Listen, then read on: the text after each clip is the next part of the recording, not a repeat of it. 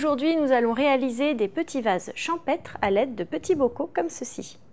Donc c'est parfait par exemple pour des centres de table lors de mariage ou lors de baptême ou d'anniversaire. Alors pour réaliser nos petits vases, il nous faut des bocaux de toutes sortes, par exemple des pots à confiture ou des bocaux de ce type. Le mieux c'est de les mixer pour faire une ambiance champêtre lors du centre de table. Il vous faut également de la colle avec un pinceau pour l'étaler, des ciseaux, du raffia, du ruban, de la couleur que vous souhaitez, par exemple pour rappeler le thème de votre mariage, ainsi qu'un peu de dentelle et des fleurs bien sûr. Alors pour réaliser nos petits vases, c'est très simple, il suffit d'un peu de collage. Je vais simplement protéger mon espace de travail et c'est parti. Alors on va commencer par utiliser un peu de dentelle.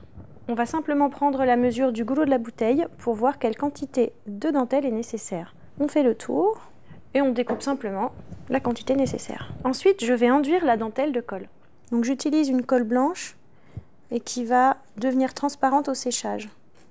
Et je viens la placer autour du goulot de la bouteille, comme ceci. On maintient quelques secondes et c'est collé. À présent, je vais répéter l'opération avec le ruban que j'ai choisi. Donc par exemple du bleu, et je fais encore une fois le tour de la bouteille. J'ai mesuré la quantité nécessaire, je coupe et je colle. Je viens placer la bande au milieu.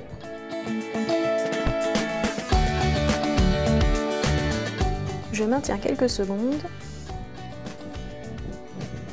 et c'est collé. Il ne reste plus qu'à procéder de même, mais cette fois avec la dentelle sur le bord inférieur.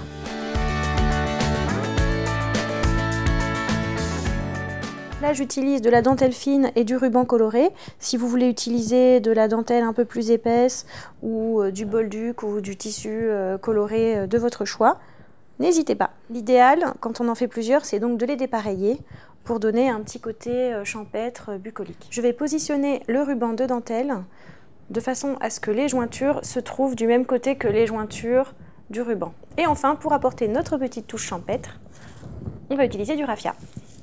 On va le plier en deux pour faire un effet de masse. Et ensuite, on va positionner le nœud sur le devant de la bouteille.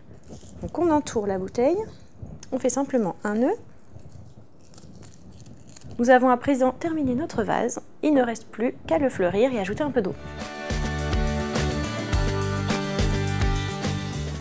Et n'hésitez donc pas à mixer les types de pots et les types de fleurs. Et voilà notre vase finalisé. Si on veut, pour un peu de fantaisie, petite astuce, on peut colorer l'eau des fleurs. Vous avez aimé notre tuto, n'hésitez pas à le partager et surtout abonnez-vous à notre chaîne.